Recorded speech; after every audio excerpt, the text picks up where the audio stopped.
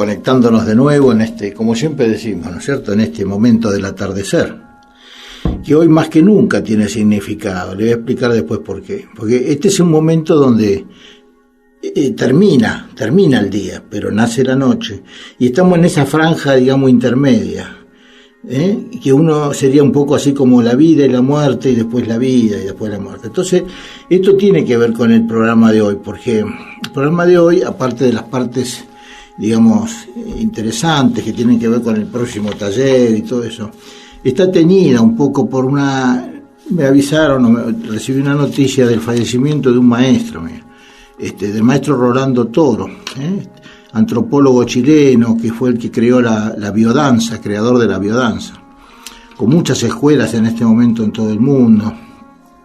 Y es para mí algo muy singular también, porque digamos, fue una de las personas que influyó mucho, digamos, en todo, en el aspecto de cómo considero yo el ayudar a las personas, ¿no es cierto?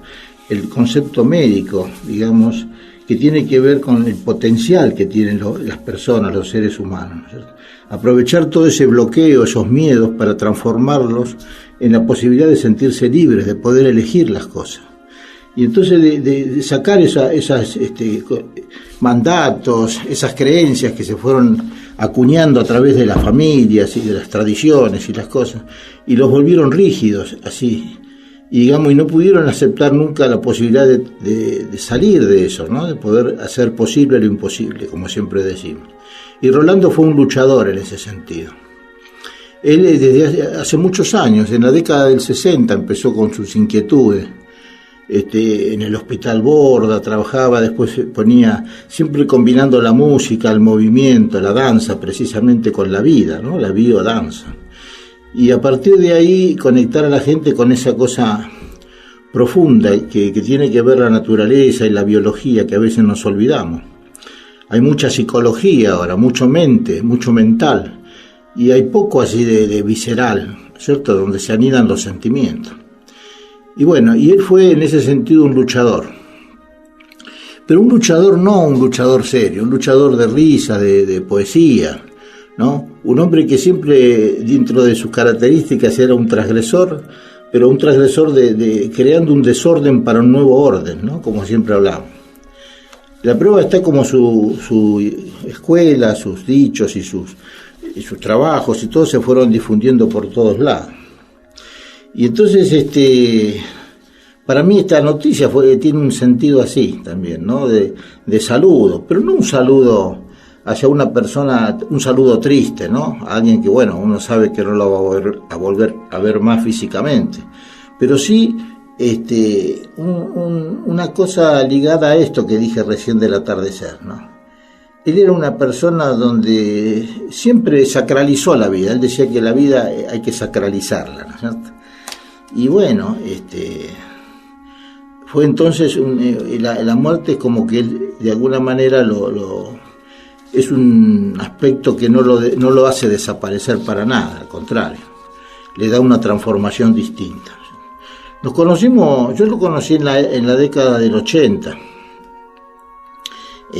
y bueno, digamos, en esa época yo había empezado ya a conectarme con un enfoque más energético, ¿no?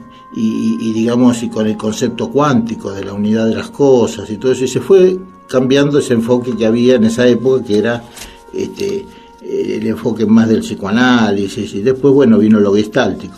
Pero esta posibilidad de realizar a través del cuerpo, de la danza y del movimiento, deshacer todos esos nudos que había de miedos en la gente y sentir que pueden dar y recibir amor, para mí fue una enseñanza fantástica, que todavía la tengo y la sigo manteniendo con los pacientes, ¿no es cierto? Y esto se junta con otras cosas. Me acuerdo que la última vez que lo vi, no sé, era 3 años más o menos. Estaba él ahí, nos costaba, a él le costaba un poquito porque hacía mucho que no nos veíamos. Y entonces, y después sí, en un momento sacó un libro, tenía como una especie de valija o de portafolio, y sacó un libro escrito por él, un libro de poesía, porque él sabía, mejor dicho, que yo escribía poesía. Y entonces me regaló este libro. Y yo lo traje hoy porque después en un momento como recordatorio voy a leer algunas cositas. Y bueno, creo que un poco esta audición tenga un poco esa característica, ¿no? De continuar lo que siempre hablamos, pero al mismo tiempo como un homenaje al maestro. Es un hombre que derramaba amor, ¿no? Y era no el amor así, ¿cómo puede llamar? Ese amor suave, dulce, sí, también tenía su ternura, sobre todo, pero después tenía esa cosa de deshacer los nudos, de estar luchando contra esas creencias, ¿verdad? Y bueno, entonces quería hacer como un homenaje. A él le gustaba cuando nos encontrábamos que yo le leyera poesías mías. Me acuerdo que él me insistía en que le pusiera más énfasis cuando los recitaba, ¿no? Porque yo las recitaba, pero bueno, él quería que fuera más marcado, sobre todo algunas poesías de Buenos Aires. Había una que decía: ¿por qué tanto dolor, che Buenos Aires? ¿Por qué tantas veredas desgastadas por tipos que te caminan sin remedio? Y a él le encantaba esa poesía. Bueno, y así seguíamos. Y después una vez vino a mi consultorio y le encantaba todo eso. Teníamos muy buena relación, pero era muy espaciada, cada tanto. Una vez me acuerdo que iba a hacer un congreso en Buenos Aires y él venía, y le contaba, ¿no?, el primer día, que venía en el avión sobrevolando Buenos Aires y veía los edificios, decía él, ¿no? Y de golpe dice: me hubiera gustado ser un arquitecto así especial que pudiera hacer así, como puentes o caminos o digamos, o que se pudieran unir gente que está viviendo sola en esos departamentos de la ciudad y todo eso, y poder que uno se puedan ver con otros. Era un hombre así, muy especial, ¿no es cierto? Y él siempre decía que el fracaso de la psiquiatría y la psicología, como a veces en las terapias, es porque no aman a los pacientes, los terapeutas. Es muy importante que se rescate esa condición del acto psicoterapéutico, de ese otro como yo, como decimos siempre, ¿no? No es un objeto, es una persona como yo, entonces no puede no haber amor. Ese es el tema, ¿no? Apasionado, transgresor en esas cosas, le daba mucha importancia a la biología y bueno, un ser vibrante, un ser luchador, cuyas enseñanzas todavía viven en los talleres, encuentros. Muchas veces los que compartimos con ustedes, el que vamos a hacer ahora el 25 y los que hicimos en diciembre, algunos aspectos del taller y varios tienen que ver con las enseñanzas de él, de su biodanza, ¿no? Y el que hagamos ahora el 25 va a ser como un homenaje también a él, Bueno, y le decía que él nos había dejado o por lo menos me regaló en ese momento inesperadamente, así lo sacó y lo hizo, como hacía siempre, no era nada premeditado. Y en el libro yo justo estaba hojeando así, ¿no? Y encontré dos y algo que dice en la contratapa del libro que me gustó, ¿no? Y dice, a ver, fragilidad, ¿no? Dice: ¿qué es la grandeza, sino la pulsación de lo pequeño dentro de lo grande? Frágiles somos, aún más débiles que un rosal, ya que nos destruye una palabra, una mirada. Pero en nuestra fragilidad concebimos los titanes. En el fondo de nosotros, criaturas efímeras, producimos la eternidad. En la más indefensa orfandad no podemos vivir sin amor. En la humillante decadencia generamos el brote. En la brutal prueba de existir encontramos el éxtasis. Ese es uno que se llama fragilidad. Después hay otro, no sé, acá: voy a apostar mi vida, dice, a la poética, a la poética de los pequeños actos, lo que decimos a veces, ¿no? Vivir poéticamente. Voy a apostar toda mi vida a la poética de los pequeños actos, a la canción que surge de cada criatura, como cisterna de lágrimas y ausencia. Voy a entrar cada día en esa trama de lo desconocido que sostiene los objetos comunes. Voy a jugar el delicado juego de vivir sin memoria. Voy a extraer mi fuerza del sentimiento puro. Son pequeñas joyitas. Y yo no sabía que él tenía un libro de poesía, porque él gustaba, pero no tenía nada publicado en esa época, ¿no? Y en la parte de atrás del libro está la foto de él, ¿no? En una imagen así, en un bosque, está sentado en el pasto, así, ¿no? Y con esa sonrisa muy característica. Y dice, este libro es una antología del dolor. Poemas escritos en el último medio siglo, inspirados por la furia, el amor y la melancolía.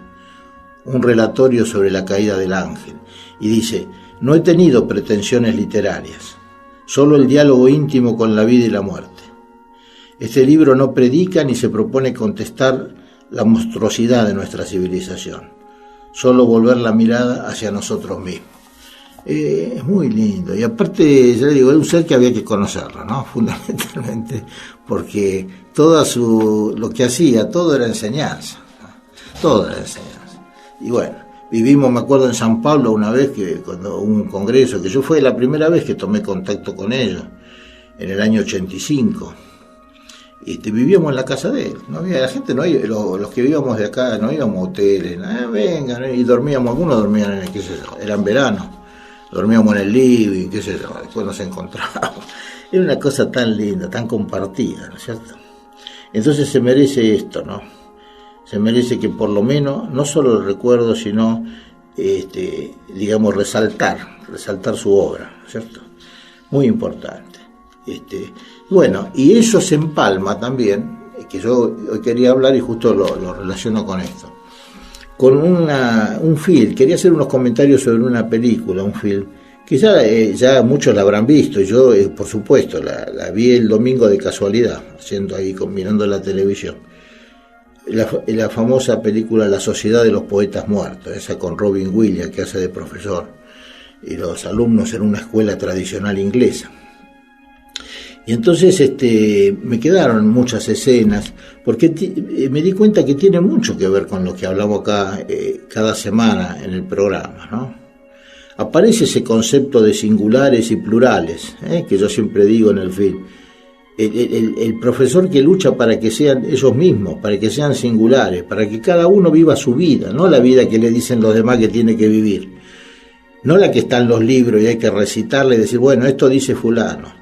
No, ¿y qué pasa conmigo? Yo quiero decir, porque está bien, yo aprendo del otro, pero después tengo que ir generando mis propias cosas, mis propias vivencias, y no paso por la vida de largo, si yo no existo entonces. Y entonces todos esos conceptos que él va mostrando con los alumnos, esa primera escena cuando leen el libro sobre introducción a la poesía, ¿no? Y el autor pone, qué sé yo, que la poesía era métrica, era rima, y les hace leer eso y después dice, bueno, rompan todas esas hojas del libro, y bueno, y van a ver que la poesía es otra cosa, viejo, es otra cosa. Y lo dice Hoyo también, después lo vamos a ver en un pequeño comentario, ¿no?, que él hace, donde dice que, a ver, vamos a ver, porque está acá, lo compré en Brasil, así que está en portugués, que hace traducción directa, y él dice, vuélvase poético, ¿no? Y dice, un poeta viene a conocer ciertas cosas que son reveladas solamente en una relación poética con la realidad.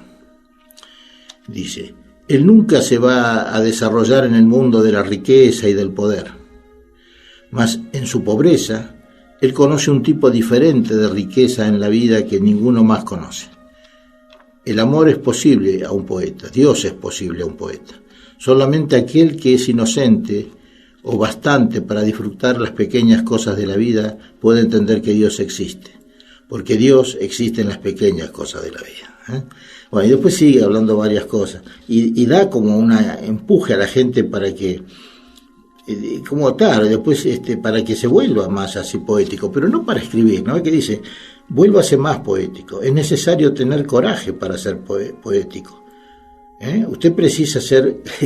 sería valiente, ¿no? Dice corajoso, ¿no? Precisa ser valiente y para ser llamado por todo el mundo, porque solamente entonces podrá ser poético. Para ser poético, para ser poeta sería, ¿no? No quiero decir que usted necesita escribir poesías. Escribir poesías es apenas una parte pequeña y no esencial de ser poético. Una persona puede ser poeta y jamás escribir una única línea de poesía, y otra puede escribir miles de poemas y no ser un poeta. Ser poeta es un estilo de vida, dice Hoyo. El amor por la vida, la reverencia por la vida, una relación sincera con la vida. Creo que esto es lo que tenía Rolando también. Así que se juntan un poco las dos cosas.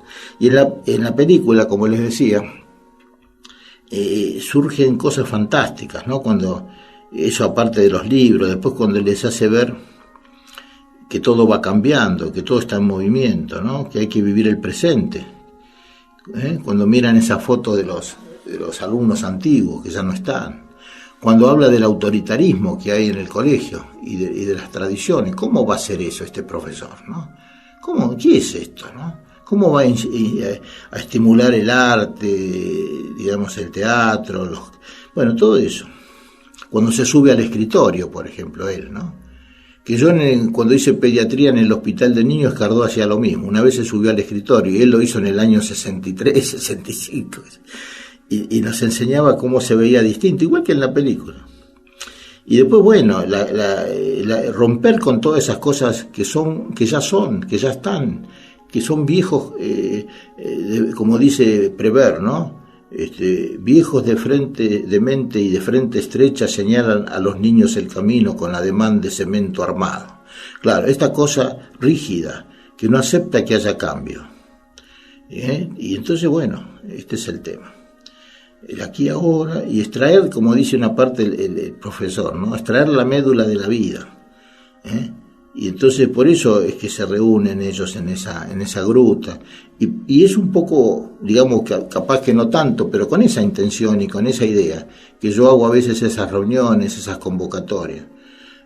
Los grupos de escuela de vida, de reflexión, de compartir cosas. No quedarse con que vamos a leer esto y aquello, sino convivirlo. No leer esto y aquello, ser esto y aquello. Tenemos ese potencial que nos hace amar y sentirnos vivos. Entonces no quedarse solamente voy a hacer estudiar y aprender. Está bueno eso, pero también hay que vivirlo. Y esas vivencias son las que transmitía Rolando con sus talleres y sus cursos y sus clases de biodanza. Así que bueno, como decía, este es un poco el comienzo y tiene que ver con este homenaje a él. Y bueno, ahora vamos a seguir con la temática. Yo quería hablar un poquito después del encuentro que vamos a hacer, que es como reencuentro, ¿no? Lo del taller ahora el 25. ¿No? Pero quería hacer un comentario antes sobre algo que recibí, ¿no? De un médico colombiano, Jorge Carvajal, que está en la línea esta que estamos haciendo nosotros acá de esta medicina integrada, y extraje un relato que él habla, digamos, que hace sobre la felicidad, ¿no? Y donde describe, digamos, más que todo plantea preguntas, ¿no? Y que tenemos lo que hablamos siempre, que tenemos ese potencial, ¿no? Infinito. Él dice textualmente, algunas partes las voy a leer así porque es muy interesante. Dice, de ese océano interior podemos reencantar la vida. Encantar, ¿no? O sea, darle un sentido mágico y de alegría a la vida, ¿no? No solamente ejercerla, digamos, sino disfrutarla. Y entonces dice, podemos volvernos a crear y así divertirnos y gozar. Y hace la primera pregunta, ¿y si de pronto pensáramos todos que el sentido de la vida es la felicidad? Está bueno. Y si nos atreviéramos a ser felices, esto está bueno, porque hay un miedo siempre. Rolando tiene un texto, ¿no? Como una especie de lámina, donde él a veces la desarrollaba cuando hacía los talleres, donde son todos miedos, ¿no? Parte de un miedo central, que es miedo a perder, y después el miedo a vivir, el miedo al amor, el miedo al éxtasis. O sea, el miedo a disfrutar también. Hay mucha gente que cuando se le presenta la situación de una pareja o de algo lindo, de poder enamorar, tienen miedo y lo boicotean. Empiezan a buscar en el otro problemitas, cosas para que la cosa no siga adelante, ¿no? Da mucho miedo el amor también. Porque el amor de alguna manera es una entrega, es tener fe y confianza en el otro. Y entonces está ese miedo, y si después la cosa no va, o no sé, empiezan esas contradicciones. Entonces dice Carvajal, ¿y si nos atreviéramos a ser felices? ¿Cómo sería eso? Dice. ¿Cuáles serían los ingredientes de la felicidad? Si pudiéramos identificarnos con el ser que somos y no con la sombra, la apariencia o la dependencia, y si de repente volviéramos a ser lo que somos, auténticos, creadores de nuestros propios días, si pudiéramos entrar de lleno en ese río profundo de la vida que nos habita en cada instante, para encontrar en ese cauce corrientes de amor, si pudiéramos despertar ese torrente amoroso que habita en nuestra sangre, la fuerza de nuestra propia identidad y completarnos los unos a los otros, si pudiéramos entrar en nosotros y aceptarnos, reconocernos y amarnos, dejar de buscar a Dios afuera, en las iglesias, y saber que está allí, en nosotros, esperándonos en nuestro propio corazón con su infinito potencial. Si el único partido que tomáramos fuera a favor del ser humano y nuestra única religión, la religión del amor, y nuestro único método, el método de la hermandad, descubriríamos, ¿no?, que cada cosa, que cada evento, cada suceso es un maestro y el alma es la que hace de aprendiz, ¿no? Regresar a través de una actitud más humilde a la inocencia, no una inocencia ingenua, no, sino una inocencia consciente. Aprender a mirar la enfermedad como un maestro. Y bueno, y darnos cuenta que las cosas son posibles, como decimos siempre, ¿no? Y bueno, ¿es posible? Después dice, ser felices. Sí, es posible a pesar del dolor, porque el dolor no es lo contrario de la felicidad. Es posible ser felices a pesar de la muerte, porque la muerte no es lo contrario de la vida. Es posible ser felices a pesar de la tristeza, porque la tristeza no es lo contrario de la alegría. Hay que integrar todo. La felicidad es ese sentimiento incondicional en el que tú amas porque te da la gana, porque sí, porque llueve, porque sale el sol, sin ninguna condición. Eso es así. El primer paso, dice el doctor Carvajal, a la felicidad es ser auténtico. La autenticidad es una identidad única que nos hace íntegros. La vida es creativa, es arte, se goza, se inventa en cada momento. Cuando eres único vives la magia del amor. Entonces sales del mundo absurdo de lo competitivo, porque puedes compartir, y cada vez que te das te vas a renovar, te vas a completar. Y a completar al otro, porque eso es el tema del taller también. No solo uno se completa, sino que completa al otro, al compañero, con tu mirada, con tu abrazo, con tu palabra, con tu silencio también, con tu compañía, con tu presencia. Y bueno, una de las primeras claves para este tema de la felicidad es sé como tú, no como nadie más, único o única, irrepetible. Cada uno es fantástico, no hay ninguno igual al otro, cada uno tiene su propio ADN, su propia identidad. Y bueno, no hay dos seres humanos iguales. Cuando tú no pretendes ser como nadie, más que como tú, entras en ese mundo maravilloso, ¿no? Si no te aceptas, entonces, y si no te amas, ahí la cosa es como que nada vas a poder encontrar. Y bueno, y conectarnos con lo esencial, que también es la invitación del encuentro del 25.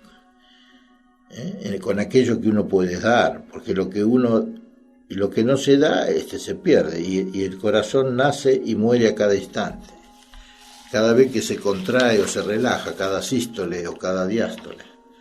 Entonces, en cada segundo, el corazón se da entero. Si el corazón guardara una gota, dice de Carvajal, en cada segundo, una gota de sangre en cada segundo, en una hora tendríamos una insuficiencia cardíaca. Es fantástico, ¿no? Nos retienen, a todo lo da, ¿no? La tercera condición, señala él, hace como una enumeración, no es que sea así en forma matemática, pero habla de el cambio, que dice que es el más difícil, la condición más difícil, ¿no? Aceptar que no hay nada constante, que no hay que resistirse. El cambio es como que te introduce en una corriente de transformación y de transmutación. Y no temerla, no temer el caos, ¿no es cierto?, que precede al cambio. Cuando no nos resistimos a cambiar, podemos evolucionar, florecer. Vivir es un proceso de cambio permanente. Y bueno, cuando tenemos crisis, así nos pasa algo, que andamos mal o que tenemos algún problema o no nos sentimos bien, la vida es como que abre dos caminos. Uno venía por uno y de repente se bifurca y ya no es lo mismo.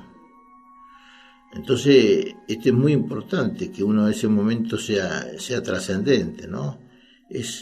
¿En qué instante sería tu vida no volvió a ser igual? Se trata de un punto importante, donde muere algo para nacer una nueva dimensión. Bueno, eso sería un poco. Después pues menciona algo importante también como camino a la felicidad, es la responsabilidad. Esto es muy importante. La palabra responsabilidad viene de responder. Entonces, ¿a qué responde uno, ¿no? Uno responde por los actos que hace. Y entonces, cuando puede responder, uno quiere decir que puede corresponder, porque es estar con el otro, ¿no? Y bueno, y vinimos a eso, venimos a relacionarnos, a aprender a estar con el otro, ¿no? Y no a una relación para retenerlo, para poseerlo, no. Es para el contrario, para sentirnos más libres, para completarnos.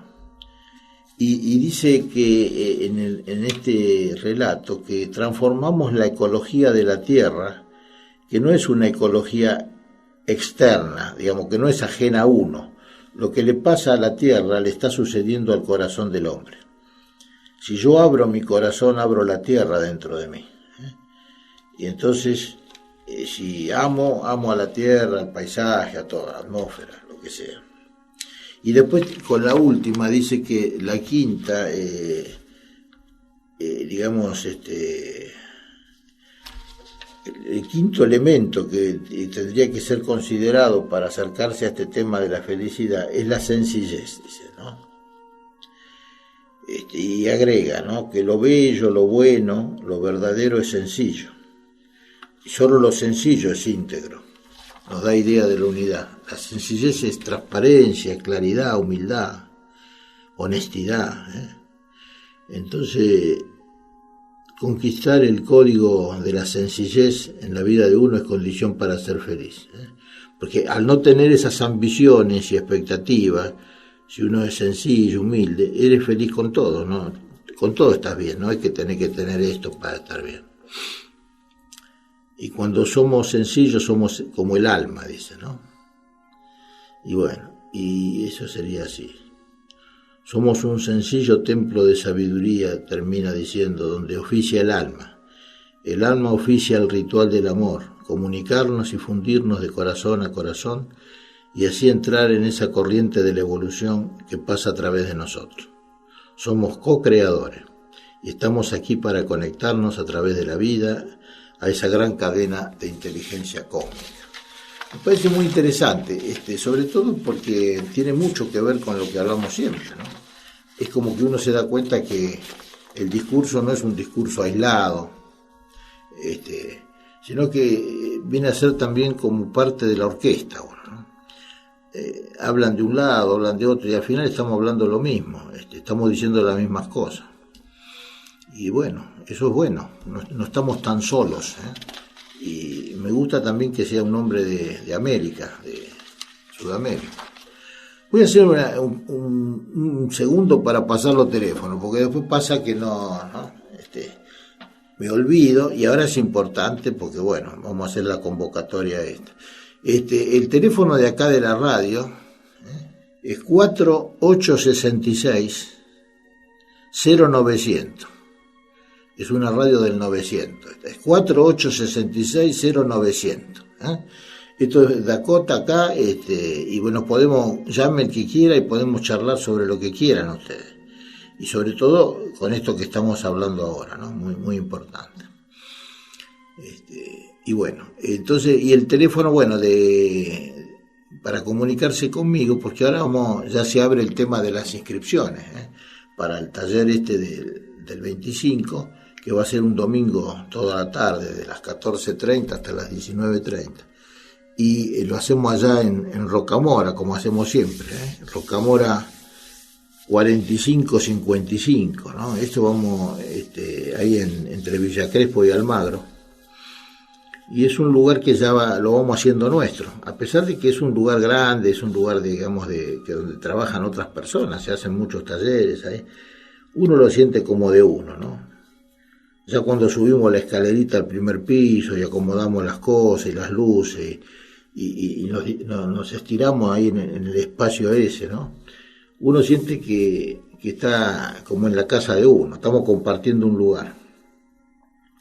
Va a haber, me parece, gente nueva que nunca ha hecho los talleres, y para ellos voy a explicar un poquito, no mucho, porque no se pueden explicar esas cosas, ¿no? ¿Qué es eso? No se puede explicar, hay cosas que no se pueden explicar, se viven directamente y bueno, pero más o menos cuál es el concepto, cuál es la idea, más o menos eso sí lo vamos a hablar. Y los que ya lo conocen, va a ser un reencuentro, va a ser la posibilidad de volvernos a abrazar, a mirarnos a la cara, a compartir algo. Bueno, hay un llamado, a ver, ¿quién es que habla? Aló, doctor Julio. Sí, ¿quién habla? ¿Cómo le va? César de Lima, Perú. Ah, ¿cómo le va, César? ¿Qué dice? ¿Qué tal? ¿Cómo estamos? ¿Qué dice la salud? Bien, la salud. Qué bueno, qué bueno. Sí. Ahí lo escuché hablar, bueno, de un colega que, bueno, ya nos dejó, pero bueno, nos dejó es un decir, ¿no? Claro. Está de todas maneras con nosotros, ¿no? Totalmente. Está, Un claro. poeta, un antropólogo, un hombre que ha creado todo un movimiento, digamos, Sí, tengo conocimiento de lo que es la biodanza. en todo el algún mundo. momento aquí estuve animado por estudiar algo de biodanza, pero primero estudié lo que fue análisis transaccional. Claro. También, digamos, es un poco por ahí, es en esa onda, en la década del 90, pues, ¿no? Claro, cuando empiezan a aparecer disciplinas que tienen que ver con tomar el contacto más directo con el ser humano, digamos, ¿no? Sí, Claro. así es. He recibido Lo estoy escuchando, Sí. lo estoy escuchando hablar del amigo Jorge Carvajal. Ah, usted lo conoce, es que hace la No tanto como que lo conozco, sino por lo que he leído mucho de él. Ajá. Acerca de que él es el creador de la Sí. medicina sintergética. Sintérgica o sintergética, sí. Sintergética, sí, y sí. Amarró, digamos, mucho también, está amarrando lo que es el concepto de la nueva medicina del doctor Hammer. No sé si también escuchó algo de ello. No escuché. Yo te conozco esto porque he recibido de gente amiga un mail con este trabajo que hizo Carvajal sobre la felicidad, ¿no? No sé, me parece, no sé si perdimos el contacto. Parece que sí. ¿Aló? Ahora sí. No, porque no lo escuchaba y se siente un ruido de fondo como un teléfono, algo así. Sí, es mi otro teléfono. Bueno. Sí, mi otro teléfono. Le decía a César que no conozco, yo no soy una persona que tiene mucha información de escuelas o lugares. Cuando yo me encuentro con alguien es porque coincidimos que estamos pensando lo mismo o que hablamos las mismas cosas.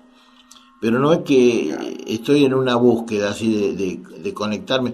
Sería bueno, pero no es mi estilo, digamos, ¿no? Y yo estoy ahí sentado en mis lugares, en mis cosas, y de repente aparece algo Aparecen las cosas que vienen de muy lejos, como usted que un día llamó de ahí de Perú y que nos sorprendió a todos. Bueno, yo le voy a contestar también, le tengo que mandar alguna contestación. Sí, le envié un correo y... Exactamente. Sí, yo soy un poco... Sí, sería que me contestara ese correo para ver qué medidas con mi señora madre, ¿no? Sí, eso sí, le voy a decir. Después, bueno, y otras cosas. Yo lo voy a ver si lo hago este fin de semana. ¿O tiene algunos problemas con la internet usted? No, yo tengo problemas desde que la conozco a la internet, porque por eso usted cuando me habla está familiarizado, sí, claro, lo entiendo. Cuando usted me habla inclusive de un curso, no sé cómo es, yo a veces me pongo a pensar, porque claro, yo lo hago acá con alguien, ¿no? Me están ayudando, porque no soy, digamos, un tipo muy hábil en este manejo, ¿no? de lo, digamos, ¿cómo se llama? De lo virtual. Yo me soy un hombre del teléfono todavía. Pero bueno, pero ahora estoy empezando ya a conectarme más y bueno, entonces vamos a ver si le contesto el fin de semana. Ya, doctor, no hay ningún problema. Bueno. Está muy interesante los pensamientos de Carvajal, sobre todo esto relacionado al amor, ¿no? Claro, Muy, eso, muy, en muy, ese muy sentido, simpático. en ese sentido lo veo que tiene mucho que ver con lo que hablamos acá todos los viernes, entonces por eso lo traje. Bueno, y le agradezco Bueno, doctor, su llamado muy como amable. siempre y estamos uniendo a América Latina, como siempre le digo, ¿no? Exactamente, los lazos de sangre, así es. Bueno, que le Ok, vaya muy bien. cuídese, que le vaya Chao, bien. chao, Gracias. querida, chao. Bueno, así que bueno, nos seguimos comunicando así, ¿no? De repente se hace chico todo, ¿no? Todo parece un barrio ahora. Como hacen los astronautas cuando van al espacio y miran la Tierra, la ven redondita, chiquita, ¿no? Así. La otra vez vi también un mail que me mandaron muy lindo donde muestra las fotografías que saca ¿cómo se llama el Hubble, que mandaron los norteamericanos al espacio para sacar fotos, y se ven así estrellas y nebulosas y galaxias, y se ve toda esa magnitud, ¿no? Todo tan fantástico, ¿no? En colores y estrellas que uno dice, ¿cómo puede ser? Están a 6.000 años luz, o no sé, aún están a muchísimo más. Después uno ve la Vía Láctea y ve el Sol, nuestro sistema solar que está ahí en la puntita, ¿no? Medio se está cayendo. Y cuando termina todo el mes aparece Saturno con su anillo y con todo enorme, y un puntito chiquito parece hecho con virome, ¿no? En el fondo. Azul, ¿no? Porque tienen que saber que afuera se ve azul la Tierra. Y entonces es un puntito chiquito.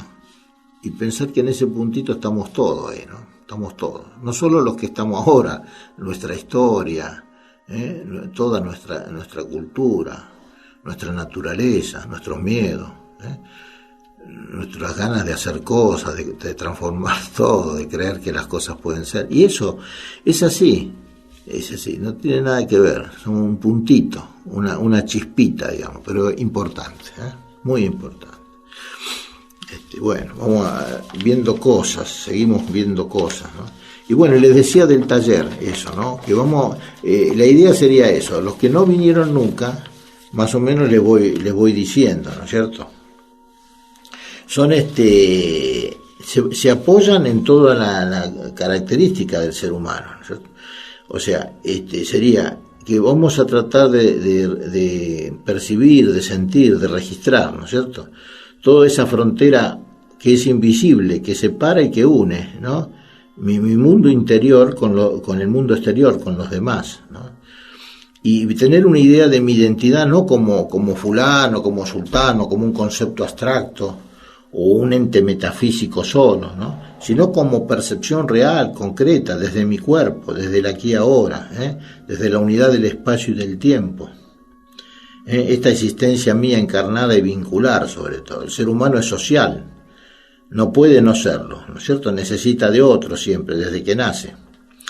Y bueno, todos estos mecanismos, las primeras nociones del yo, están ligadas también a disfrutar, a la satisfacción de una necesidad, de una cosa instintiva, inherente a la especie humana. Y entonces el hombre se ha ido alejando de todo eso, el ser humano de sus aspectos instintivos, de su relación con el cosmos. Y entonces, claro, estos encuentros, estos talleres que hacemos, son como reencuentros, ¿no? O sea, tienen esa característica de fiesta, de celebración, como eran antes las civilizaciones, las culturas así, donde se celebraban los ciclos, las cosechas, la siembra, las cosechas, los cambios, toda la cosa así que se iba produciendo, era cíclica, así, entonces tenían su momento de celebración.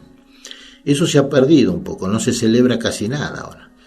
Y el contacto también, el contacto real con las emociones, que uno pueda mirarse a los ojos, y si tiene en un momento dado siente esa sensación de que dejar que fluyan, que salga la lágrima, que salga la risa, que salga el grito en un momento.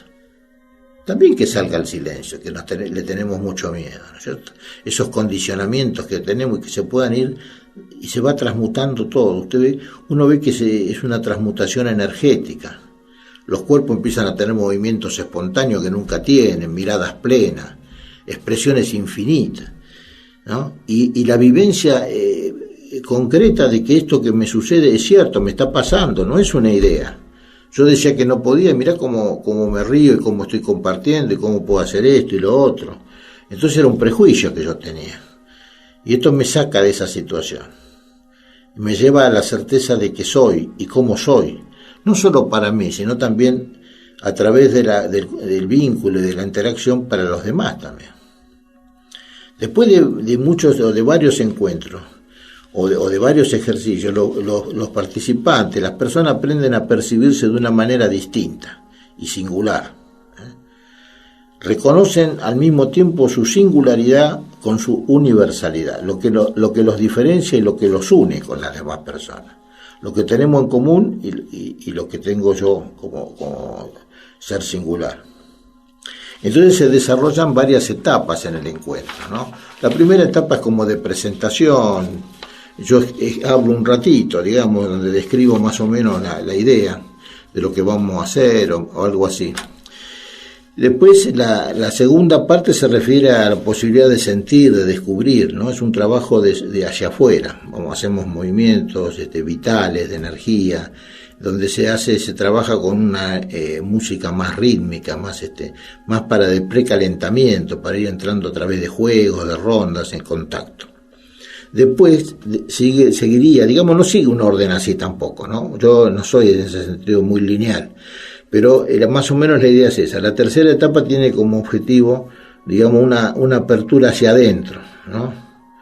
A través de la posibilidad de expresar lo que uno siente, ¿eh?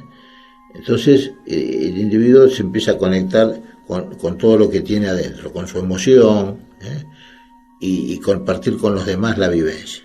Después viene la etapa más al final, que sería decir, tiene que ver con recoger los frutos que se sembraron en las etapas anteriores. Es la etapa del darse cuenta, de ahí de ponerle palabras. En ese momento sí, nos ponemos en rueda y contamos lo que sentimos, lo que aprendimos, y a través de lo que uno experimentó. Bueno, entonces sí, todo eso se hace así, en un lugar donde se trabaja con las luces, un piso de madera muy lindo. Y bueno, todo eso, venir con ropa cómoda y con muchas ganas de compartir, la posibilidad fantástica de darme cuenta que más allá de mis miedos, mis bloqueos y mis enojos, hoy la gente está muy así, con enojo, con resentimiento, más allá de eso hay en mí un ser, ¿no? Un ser maravilloso, mágico, que se da cuenta que puede. Mi cuerpo no miente, mi mente, mis pensamientos pueden mentirme, o mi palabra también, pero mi cuerpo no. Las demás personas me ven como yo me veo, y entonces dicen lo mismo, y descubrimos juntos que creíamos que éramos de una manera y que en realidad somos de otra, y tomamos conciencia que podemos cambiar, y en el fondo descubrir el sentido de la existencia. Ese sería, digamos, una explicación, digamos, más o menos sintética de lo que sería el taller. Y los que lo han hecho, bueno, obviamente lo pueden corroborar, y cuando terminan, generalmente gente que lo saben todos, cuando no se conoce nadie al principio y después al final, no solo se intercambian los teléfonos, los mails y todas esas cosas, sino que hay una cosa como de seguirla, ¿vio? Y acá nos vamos a un café, vamos a tomar algo, vamos a compartir y a comentar cosas, y querés que te lleve con el auto, ¿y dónde va? ¿Para qué lado va? Y acá. Y eso hace 5 horas atrás no se conocía. Entonces, ¿cómo es esta cosa? Entonces, eso es lo fantástico que me gustaría que ustedes puedan compartir, Así que el 25, y ya hay que los que se quieran ir inscribiendo se van anotando, porque después obviamente hay como un límite, no pueden ir. La otra vez en diciembre había muchos inscritos, tuve que hacer 2 reuniones, porque no se podía hacer. Pero bueno, ya hay tiempo hasta el 25, así que vamos a ir ya empezando con eso. Bueno, no sé qué terminar. ¿Cómo andamos? ¿Me queda 1 minuto? Bueno, entonces vamos a terminar con una poesía de Neruda, que la tengo acá a mano chiquita, muy linda, donde él habla de la risa, que le dice a la mujer que quiere, ¿no? Que él está enganchado con su risa, se lo dice a su manera, ¿no? Y le dice, quítame el pan si quieres, quítame el aire, pero no me quites tu risa. No me quites la rosa, la lanza que desgranas, el agua que de pronto estalla en tu alegría, la repentina ola de plata que te nace. Ríete de la noche, del día, de la luna, ríete de este pobre muchacho que te quiere, pero cuando yo abro los ojos y los cierro, cuando mis pasos van, cuando vuelven mis pasos, niégame el pan, el aire, la luz, la primavera, pero tu risa nunca, porque me moriría. Es precioso. Chao, un abrazo.